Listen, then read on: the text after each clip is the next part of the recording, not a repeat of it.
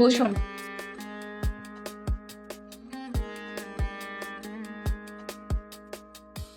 আচ্ছা দেখি, চোখটা উপরে করুন,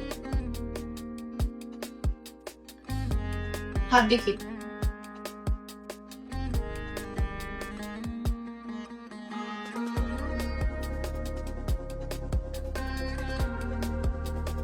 আমি আসলে সেদিনের রাতের জন্য